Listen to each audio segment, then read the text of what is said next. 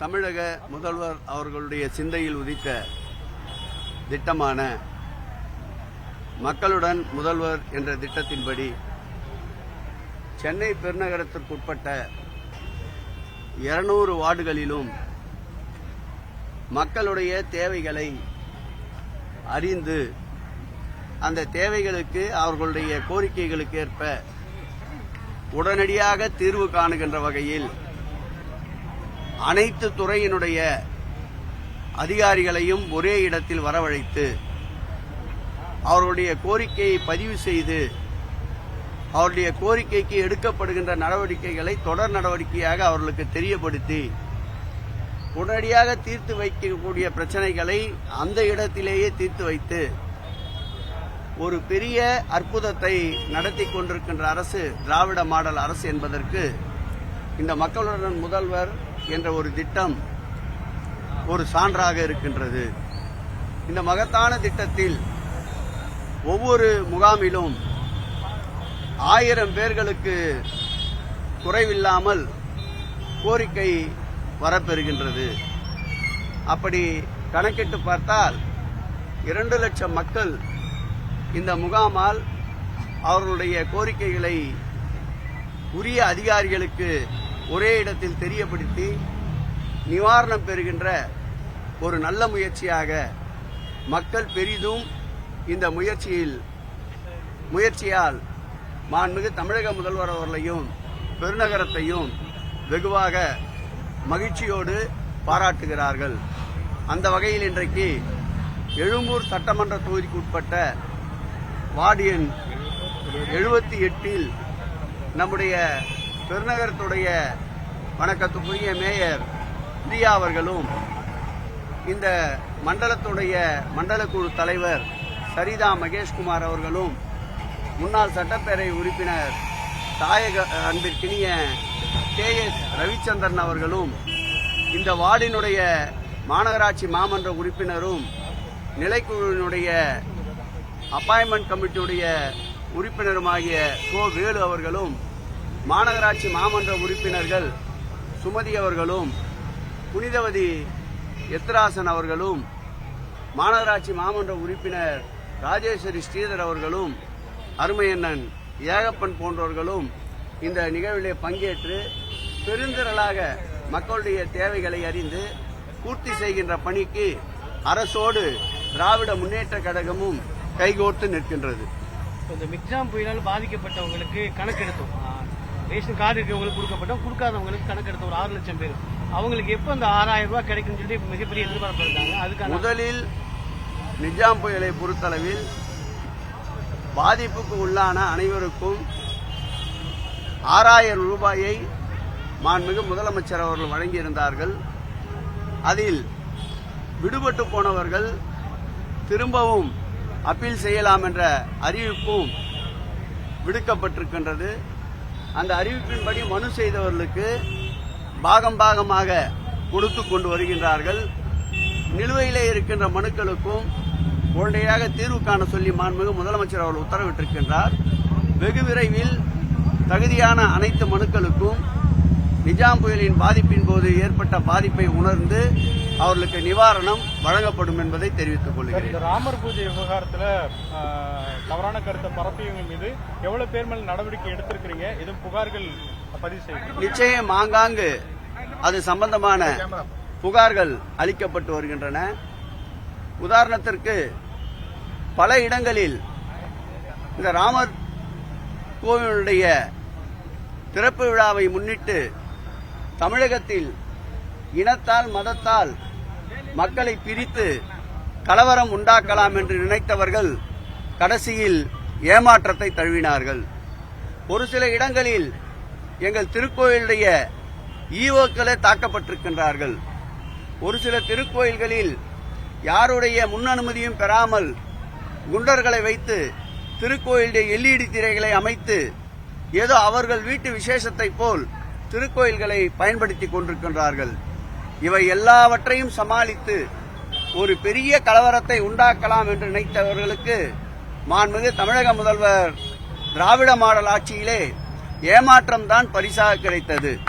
அந்த ஏமாற்றத்தின் விளைவுதான் தினந்தோறும் ஒன்றியத்திலே இருக்கின்ற உயர் பதவியிலே இருக்கின்ற அமைச்சர் முதல் கொண்டு தமிழகத்திலே இருக்கின்ற பாஜக நிர்வாகிகள் வரை தொடர்ந்து ஏதாவது ஆதாரமில்லாத குற்றச்சாட்டுகளை மத ரீதியாக இன ரீதியாக பிளவுபடுத்துவதற்குண்டான முயற்சிகளை மேற்கொண்டிருக்கின்றார்கள். இதுபோன்ற முயற்சிகள் தமிழக மண்ணிலே எடுபடாது. ஆன்மீகம் வேறு, அரசியல் வேறு என்று கருதுபவர்கள் தமிழக மக்கள். ஆன்மீகத்தை அரசியலோடு கலந்து அதில் லாபம் ஈட்டலாம் என்று நினைப்பவர்களுக்கு தமிழக மாநிலம் உகந்தது இல்லை. ஏனென்றால் இந்த தமிழகத்தை நிர்வகிக்கக்கூடிய முதல்வர் எம்மதமும் சம்மதமே என்று சொல்லுபவர், எதற்கும் அஞ்சாத இரும்பு மனிதர் என்பதை அவர்கள் உணர வேண்டும். ஆகவே இதுபோன்ற சூழ்நிலைகளை உருவாக்கி குளிர்காயலாம் என்று நினைப்பவர்களுக்கு நாடாளுமன்ற தேர்தலிலே மக்கள் தகுந்த பாடத்தை புகற்ற தயாராக இருக்கிறார்கள் என்பதை தெரிவித்துக் கொள்கிறேன். செய்தி வெளியிட்ட நாளிதழ் மீது சட்டப்பூர்வ நடவடிக்கை எடுக்கப்படும் சொல்லியிருந்தீங்க. ஏதாவது துறை சார்பிலே அந்த அறிவிப்பை வெளியிட்டிருந்தார்கள். நிச்சயம் இந்த ஆட்சியை பொறுத்தளவில் சொல்வதைத்தான் செய்வார்கள். நிச்சயம் அதற்குண்டான பணிகளை துறையும் அரசும் மேற்கொள்ளும்.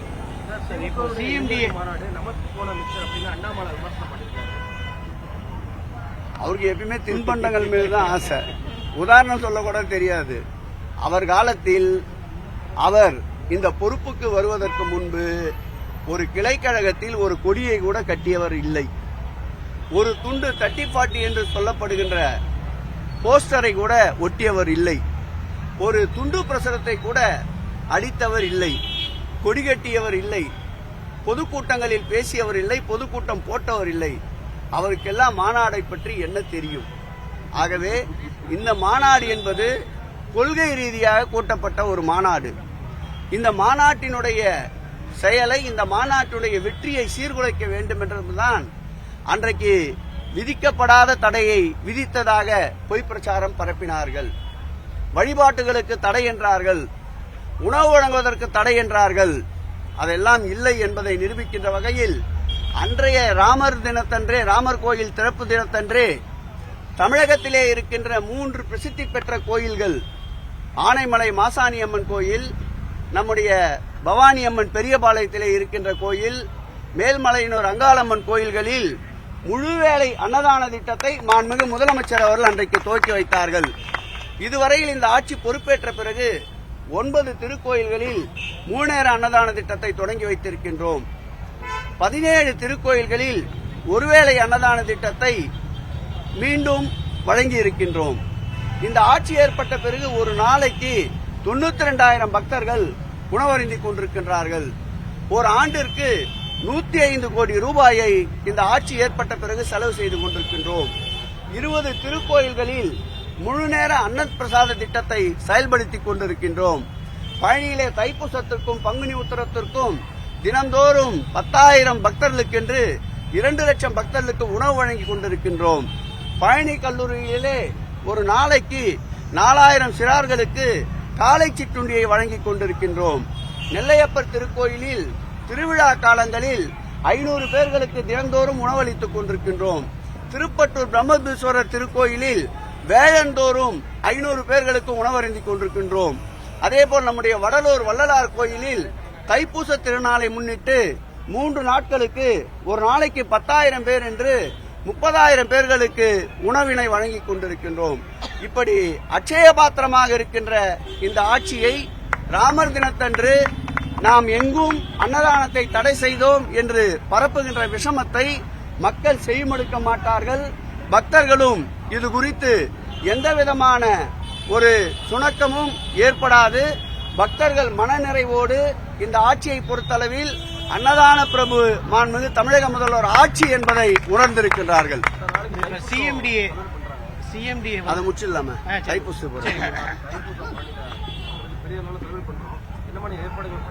இல்லை, அனைத்து திருக்கோயில்களிலும் இப்ப சொன்னேனே, தைப்பூசத்தை முன்னிட்டுத்தான் வடலூர் வள்ளலார் திருக்கோயிலில் நம்முடைய இந்த 3 நாட்களுக்கு 10,000 பேர் என்று உணவளிக்கின்றோம். அதேபோல் தைப்பூசத்தை முன்னிட்டுத்தான் பழனியிலே தினந்தோறும் 10,000 பேர்களுக்கென்று 1 லட்சம் பக்தர்களுக்கு 10 நாட்கள் உணவளிக்கின்றோம்.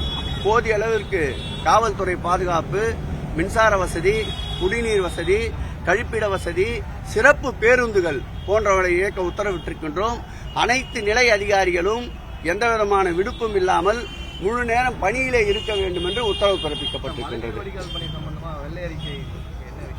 தயார்படுத்திக் கொண்டிருக்கின்றார்கள். வெகு விரைவில் அது வெளியிடப்படும். இதில் ஒளிவுமறை எதுவும் இல்லை. இந்த ஆட்சியை பொறுத்தளவில் வெளிப்படைத்தன்மையோடு இருக்கின்ற ஆட்சி, டிரான்ஸ்பரன்சி. ஆகவே நீங்கள் வைக்கின்ற அந்த திட்டம் என்பது தயாரித்துக் கொண்டிருக்கின்றார்கள். வெகு விரைவில் வெளியிடப்படும். ஆமணி பேருந்துகள் 24ஆம் தேதி முதல் கிளாம்பாக்கம் பேருந்துகள் இயக்கப்படும் சொல்லி ஏற்கனவே சொல்லியிருந்தோம். ஆனா தொடர்ந்து 4 நாள் விடுமுறை, தைப்பூசம், குடியரசு 2 நாள் சனி ஞாயிறுனால போக மாட்டோம் அப்படின்னு சொல்லி ஆமணி பேருந்து உரிமையாளர் சொல்லியிருக்காங்க. அங்க எல்லா வசதியும் ஏற்பாடு செய்யப்பட்டிருக்கு சார். ஆமணி பேருந்து உரிமையாளர்களுக்கு ஏற்றப்பால் அரசு செயல்பட முடியாது. மக்களுடைய தேவைகளுக்கு, மக்களுடைய விருப்பத்திற்குத்தான் அரசு செயல்பட முடியும். ஏற்கனவே ஆமணி பேருந்து உரிமையாளர்களோடு பேருந்து நிலையம் திறக்கப்படுவதற்கு முன்பாகவே போக்குவரத்து துறையுடைய செயலாளர், எங்கள் துறையினுடைய வீட்டு வசதி வாரியத்துடைய செயலாளர், உறுப்பினர் செயலர் போன்றவர்களோடு கலந்து ஆமணி பேருந்து உரிமையாளர்களோடு கூட்டத்தை நடத்தியிருக்கின்றோம். அந்த கூட்டத்திலேயே கடந்த மாதம் 30ஆம் தேதி ஆமணி பேருந்து திறக்கப்பட்டவுடன் படிப்படியாக அங்கே ஆமணி பேருந்துகளை இயக்குவோம் என்று அறிவித்திருந்தார்கள். மீண்டும் அவர்கள் கால அவகாசம் கேட்டதற்கிணங்க 24ஆம் தேதியிலிருந்து நாங்கள் அங்கே ஆமணி பேருந்துகளை இயக்குவோம் என்று கூறியிருந்தார்கள். இப்பொழுது திடீரென்று அவர்களே ஒத்துக்கொண்டதற்கு மாறாக இப்பொழுது நாங்கள் இயக்குவதற்கு தயாராக இல்லை என்கிறார்கள். அரசு அவர்களுடைய விருப்பத்திற்கு போல் செயல்பட முடியாது. மக்களுடைய விருப்பத்திற்கு ஏற்றார் போல்தான் அரசு செயல்படும்.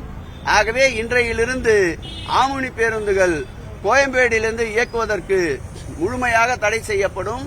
ஆமணி பேருந்துகள் முழுமையாக கிளாம்பாக்கத்திலே கட்டப்பட்டிருக்கின்ற பேருந்து நிலையத்திலிருந்து தான் இயக்கப்படும். அதற்கு தேவையான அனைத்து வசதிகளையும், பயணிகளுக்கு தேவையான வசதிகளையும், பேருந்துகளுக்கு தேவையான வசதிகளையும் முழுமையாக சென்னை பெருநகர வளர்ச்சி குழுமமும் நம்முடைய போக்குவரத்து துறையும் செய்து கொடுத்திருக்கின்றது. ஆகவே ஒத்துக்கொண்டதை போல் ஆமணி பேருந்துகளை கிளாம்பாக்கத்திலிருந்து இயக்குவதற்கு பேருந்து உரிமையாளர்களும் சங்கங்களும் அரசுக்கு ஒத்துழைப்பு நல்க வேண்டும் என்று கேட்டுக் கொள்கிறேன். அவங்களுக்கு மீது நடவடிக்கை இருக்குமா, இது அபராதமா இருக்குமா? அவங்க இங்கிருந்து இயக்குறாங்கன்னா போகிறாங்கன்னு நம்மளே முன்கூட்டியே யூகிக்க வேணாம். போகணும். போகிறதான் அரசுக்கு அவங்களுக்கு ஒரு நல்லுறவா இருக்கும். திட்டமிட்டபடி ஏற்கனவே அவர்களுக்கு தேவையான கால அவகாசத்தையும் தந்திருக்கின்றோம். அவர்கள்தான் இந்த 24ஆம் தேதியிலிருந்து அங்கே இயக்குகிறோம் என்று சொல்லியிருக்கின்றார்கள். ஆகவே நிபந்தனைக்கு உட்பட்டு சொல்லிய வார்த்தையை காப்பாற்றுகின்ற நோக்கோடு அவர்கள் செயல்பட வேண்டும் என்று கேட்டுக்கொள்கிறேன்.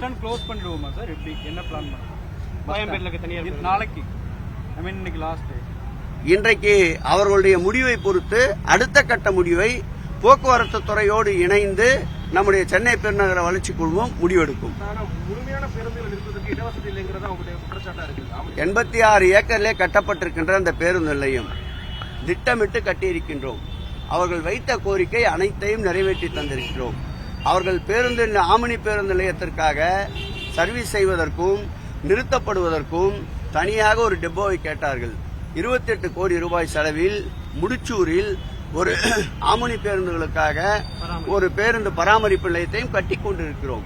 இதற்கு மேல் வேறு என்ன வசதிகள் செய்ய முடியும்? கிளாம்பாக்கம் பேருந்து நிலையம் அமைக்கப்பட்டதின் நோக்கமே சென்னை பெருநகரில் போக்குவரத்து நெரிசலை குறைக்க வேண்டும் என்பதற்காகத்தான். ஆகவே அதை மனதிலே வைத்துக் கொண்டு எந்த ஒரு சூழ்நிலையாக இருந்தாலும், எந்த ஒரு சூழலாக இருந்தாலும், செயலாக இருந்தாலும் முதலில் ஆரம்பிக்கப்படுகின்ற பொழுது சற்று சிறு சிறு சிரமங்கள் இருக்கத்தான் செய்யும். அவைகளை சரி செய்து தருவதற்கு அரசு தயாராக இருக்கின்ற பொழுது அவர்கள் அங்கே இருந்து இன்றையிலிருந்து இயக்குவதுதான் நியாயமானது, நேர்மையானது, தர்மமானது என்பதை தெரிவித்துக் கொள்கிறேன்.